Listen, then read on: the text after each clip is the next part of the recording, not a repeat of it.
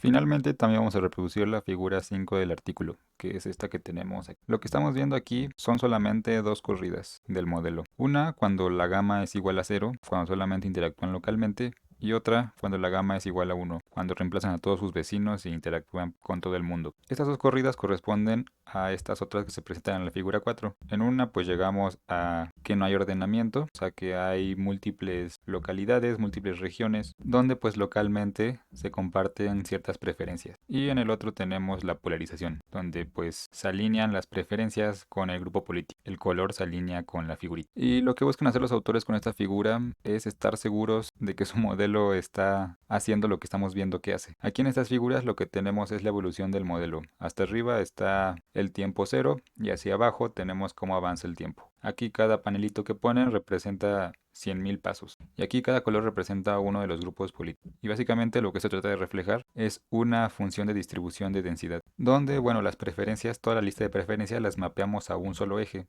Y entonces ahí podemos ubicar cuántos tenemos de un grupo y de otro. En el primer caso, donde no haya polarización, pues inician pues ahí todos mezclados los grupos y conforme pasa el tiempo, pues no pasa nada, se mantienen ahí separados básicamente. Y en el otro caso, cuando sí hay polarización, aquí se ve claramente lo que ocurre. Iniciamos pues con todos los grupos ahí mezclados, todos tienen las preferencias ahí al azar, y luego conforme avanza el modelo, se van ensanchando hasta que ya por aquí, por ejemplo en esta intermedia, en la número 3, tenemos ya claramente que se están dividiendo los dos grupos. Y bueno, en el 4 y en el 5 ahí ya se ve claramente los dos grupos separados. Entonces ahí estamos viendo tal cual la polarización. Entonces vamos a intentar replicar esto, también haciendo un experimento y graficándolo. Y bueno, aquí para obtener los datos para poder hacer nuestra gráfica, nos vamos a NetLogo y vamos otra vez aquí al herramientas y al Behavior Space. Y bueno, aquí yo ya tenía hecho el experimento, les voy a mostrar cómo es. Aquí yo le puse de nombre Experiment Dinámica. Y bueno, aquí están otra vez los parámetros. En este caso yo le metí estos valores, pues la C la dejamos en 4. Para gamma queremos explorar nada más dos valores, con 0 y con 1. Y por nuestra K se va a quedar como 2, nuestra homofilia la vamos a dejar en 8, y nuestra M en 10 y nuestra N en 10 también. Y aquí solamente necesitamos una sola repetición, porque acuérdense que nuestras gráficas solamente son de la dinámica de una iteración. Y aquí vamos a reportar esto, eso es lo que nos interesa. Básicamente lo que queremos es una lista con todos los atributos dinámicos de las tortugas. Entonces queremos los atributos de i de las tortugas. Sin embargo, yo en lugar de haber puesto nada más algo así,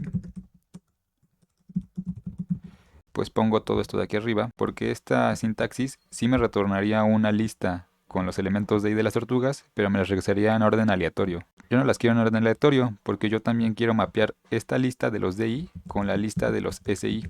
Entonces estos dos comandos me regresarían las listas en distinto orden, entonces yo no podría mapearlos y saber a cuál corresponde cuál lista. Entonces pues eso no me serviría. Entonces para que estén ordenaditos yo lo que hago es esta cosa, que es lo mismo, aquí tenemos la instrucción, pero aquí iteramos a las tortugas, pero en un orden. Aquí las ordenamos por su identificador y las iteramos de esa manera, de tal manera pues que las dos listas van a recibir las tortugas en el mismo orden y así ya solucionamos ese problema. Y aquí vamos a calcular nuestra métrica cada 10.000 pasos. Y bueno, aquí los comandos son los mismos, setup y go. Y finalmente el tiempo de nuestro experimento voy a ponerle aquí 50.000 para que no se tarde tantísimo. Los autores lo hacen con 500.000, pero pues eso sería mucho. Entonces vamos a correr esto, guardamos nuestro experimento y luego aquí lo seleccionamos y le damos run.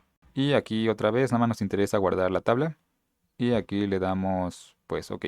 Y esto no debe tardar mucho porque solamente son dos realizaciones. Y bueno, ya terminó de correr y bueno, me generó este archivo que tenemos aquí, que lo voy a abrir para que vean qué es. Este va a estar horrible. Aquí están los datos, es un archivo CSV otra vez. Y bueno, aquí están todos los metadatos y aquí está el nombre de las columnas. Aquí están pues los parámetros, las corridas y los pasos y aquí está lo que le pedimos que nos sacara. Estas expresiones así horribles que nos deja como nombre. Y bueno, aquí están los valores. Y si se dan cuenta, nuestro valor de, pues, del mapeo de las listas de DI es una lista horrible larguísima. Esta es una sola cadena que vamos a tener que procesar. Para hacer este análisis, pues les voy a dejar más bien un script de R para que ustedes lo puedan correr. Para poder construir su gráfica, los autores hacen un PCA, que es un método para reducir dimensiones de datos. PCA significa análisis de componentes principales. O sea, PCA son sus siglas en inglés. Entonces aquí nada más vamos a explicar brevemente de manera intuitiva qué es lo que hace un PCA. Que digamos que tenemos una serie de datos que se ve más o menos así. Entonces digamos que estos son una serie de datos. Tenemos aquí una serie de observaciones para dos variables. Y digamos que estos representan a un grupo A y estos otros van a representar a un grupo B. Y bueno, estos datos yo los puedo graficar y verlos en dos dimensiones. Entonces si en un eje pongo una variable y en el otro pongo la otra variable, pues puedo poner estos puntos en este plano.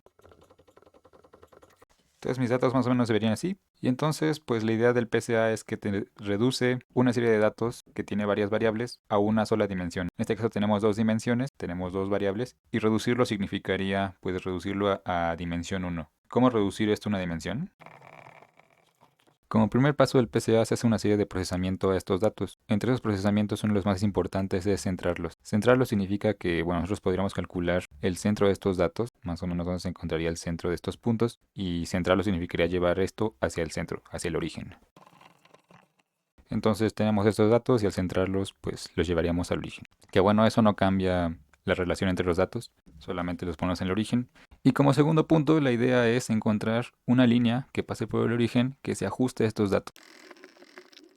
Entonces en este caso yo buscaría una línea que pase por el origen y que se ajuste a estos datos. Digamos que más o menos esa línea es el mejor ajuste a esos datos. Y bueno, ya con eso tendríamos una reducción a una dimensión. Lo que seguiría pues simplemente es proyectar esos puntos a esa línea y ya podríamos tenerlos resumidos en una sola dimensión. Entonces pues esto yo lo proyectaría aquí a mi línea y como resultado yo podría tener esta línea con estos puntos. Entonces aquí, dos dimensiones, yo lo estoy resumiendo a una sola dimensión. Esta línea que se ajusta a los datos es aquella que me resumiría la mayor variación en mis datos. Trataría de guardar esa relación pues entre los datos. Entonces, por ejemplo, regresando a lo que significaban mis datos, eran dos grupos, el 1 y el 2 eran del grupo A, entonces esto sería el grupo A y esto sería el otro grupo, el grupo B. Entonces de esta manera yo en una dimensión podría ver la variación de mis datos. Aquí lo que hicimos fue un ejemplo pues muy sencillito nada más con dos variables. Pero en realidad esto se podría generalizar a más variables. Yo podría aquí tener otra variable y entonces aquí yo lo que tendría sería otra dimensión más. Y yo podría reducir esto a dos dimensiones. Aquí pues yo igualmente podría encontrar el centro de esos datos, centrarlos en el origen y luego aquí en lugar de encontrar una línea que se ajuste a ellos, yo tendría que encontrar dos cosas. Primero pues un plano, el plano que pase por el origen y se ajuste mejor a esos datos. Y después yo podría encontrar una línea que pase por ese plano y que sea perpendicular a ella y que también se ajuste a esos datos. Y luego yo podría proyectar esos datos primero pues a mi plano y luego a mi línea y así resumir esos datos de 3 dimensiones a 2 dimensiones. Igual podría hacer aquí con más variables, podría hacer con 4, con 5, con 6, con muchas variables. Yo podría repetir ese procedimiento y bueno, aquí el chiste para resumir mis datos ya cuando tengo muchas más variables es que en este procedimiento de encontrar la línea que mejor se ajusta a mis datos, pues cuando yo hago ese procedimiento por primera vez, encuentro pues el eje que me resume mayor variación. Y de ahí irían disminuyendo la importancia de los ejes para explicar mi variación. Pero entonces, pues este tipo de análisis, incluso con muchísimas variables, me podría resumir mis datos a dos dimensiones. Entonces, lo que vamos a hacer en el modelo es que nosotros tenemos a nuestros agentes. Y cada uno de ellos tiene su lista de atributos de I. Vamos a suponer que nada más tienen dos. Y supongamos que estos son de un grupo político y los otros son del otro. Entonces lo que queremos es reducir esto a una sola dimensión. El PCA tiene que trabajar con datos continuos. Aquí si se dan cuenta nosotros tenemos básicamente pues datos categóricos. Los números pues representan categorías de las preferencias. Entonces pues trabajar con esto en un PCA no es lo más conveniente. Por eso es que los autores lo que hacen primero es calcular una matriz de distancias. Entonces esta es la gente 1, 2, 3 y 4. Hacen una matriz donde pues aquí calculan la distancia euclidiana entre estos puntos. Entonces nada más para que nos demos una idea, esto se podría graficar también en dos ejes. Aquí estaría mi punto 1 y también el 4. Aquí estaría mi punto 3 y aquí estaría mi punto 2. Entonces para calcular la distancia pues hacemos nada más la distancia euclidiana entre I y J, que simplemente sería la raíz de la diferencia. Entonces aquí tenemos que habría que restar este elemento menos este otro. Sería el elemento 1 de la gente I menos el elemento 1 de la gente J y eso al cuadrado y pues así para los siguientes índices y eso nos daría una distancia. Si hacemos esos calculitos tendríamos una matriz más o menos así. Que bueno, estos serían los calculitos que nos saldrían de calcular esas distancias. Aquí en esta matriz pues la diagonal es 0 y es una matriz simétrica. Y bueno, entonces aquí ya tenemos valores que son continuos y entonces aquí ya podríamos hacer el análisis de componentes. En este caso estas van a ser nuestras variables Y todo esto lo vamos a pasar por el procedimiento más o menos aquí escribimos, pero en este caso pues sería de más dimensiones a reducir, pero este procedimiento se puede generalizar como les decía. Y lo que obtenemos de un análisis de PCA es básicamente una serie de elementos que se llaman el componente 1, el componente 2 y el componente 3 y así. Podemos tener varios componentes dependiendo del tamaño de nuestros datos. Y estos componentes básicamente son la proyección de esos valores a esta línea, a nuestras líneas que ajustan esto, lo que hacíamos aquí en este último paso. Por ejemplo, podría ser que aquí tuviéramos un 0.5, aquí un 0.9 y un 0.8 y aquí un 0.5. Y bueno, aquí podríamos tener otros valores. Y bueno, si quisiéramos resumir nuestros datos a dos dimensiones, podríamos hacer esto en una gráfica y graficar aquí pues el componente 1 y aquí el componente 2 y obtendríamos pues nuestros datos aquí de alguna manera y luego podríamos mapearlos, ¿no? Quizá pues estos sean nuestros datos del grupo rojo y aquí tendríamos los del grupo negro y entonces este análisis nos diría, ah, mira, evidentemente estos grupos se separan. Lo que en el trabajo nos interesa en este caso solamente va a ser un solo componente, que digamos que es el componente este. Y entonces vamos a tener varios puntos que vamos a poder ubicar en esa línea. Y lo que hacemos es estimar una distribución. De ahí podemos sacar unas curvas y ver cómo se distribuyen estos datos en un solo componente. Eso es básicamente lo que hacen los autores. Yo les voy a dejar este script para que hagan la figura. Aquí nada más les explico brevemente qué es lo que hace este script. Primero vamos a usar aquí tidyverse, janitor y otro que se llama ggridges, que justamente es el que nos da la función para hacer la gráfica. Entonces si no lo tienen instalado, lo instalan con esto y luego ya los pueden cargar.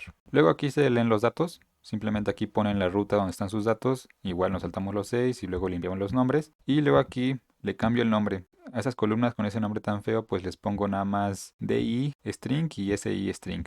Entonces ya simplemente van a ser pues cadenas de texto. Y bueno, luego aquí viene una serie de funciones para procesar los datos. Como les decía, nuestros datos están bien sucios y bien feos y no son muy útiles para trabajar. Y bueno, entonces a ver, les explico brevemente qué es. Entonces nuestros datos ahorita están horribles y se ven más o menos así. Tenemos varias columnas de datos, pero pues las dos con los datos que nos interesa procesar son estas, con la cadena que es la lista de listas de los elementos de I y la cadena que representa los grupos políticos. Entonces, idealmente para analizar los datos en R, uno tiene que tener sus datos muy ordenaditos, tenerlos tidy, que básicamente eso significa que en cada columna tenemos que tener una variable distinta y en cada fila una observación distinta. Y bueno, en nuestra tabla lo que nosotros tenemos es algo súper horrible porque pues aquí se dan cuenta cada una de estas entradas de la lista sería como una variable. Idealmente lo que tenemos que tener es una tabla donde cada una de estas entradas corresponda a una columna y donde además podamos saber esta lista a qué agente corresponde. Entonces idealmente deberíamos tener algo así.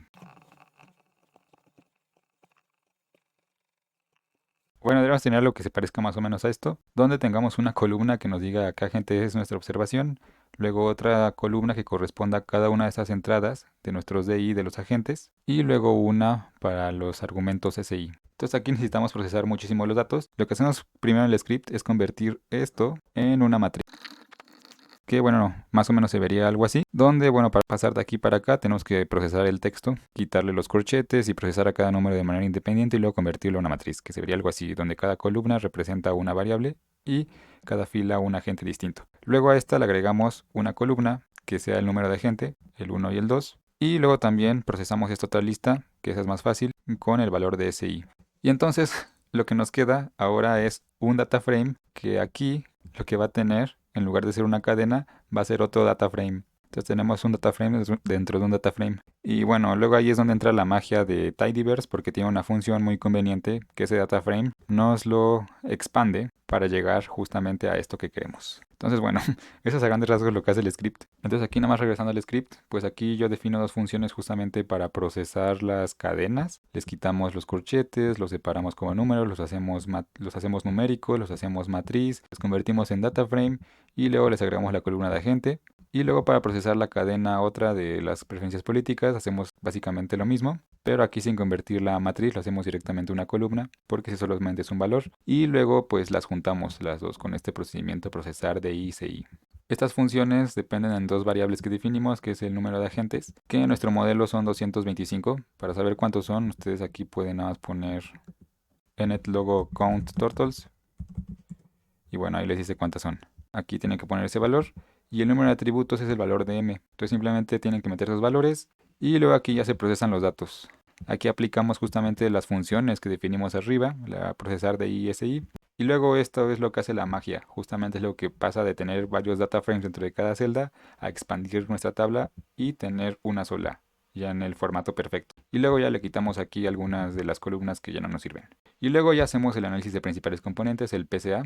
Eso lo tenemos que guardar en un data frame que nos ponga los resultados de cada componente para distintas iteraciones. Entonces aquí se genera ese data frame y luego pues tenemos varios valores de gamma, que bueno, tenemos dos valores de gamma y tenemos varios momentos en el tiempo. Entonces iteramos por esos momentos de gamma y del tiempo y lo que hacemos es nuestro PCA. Calculamos la matriz de distancias y luego hacemos ya nuestro PCA sobre ellos y luego esos datos pues ya los acomodamos para meterlos en el data frame que definimos previamente.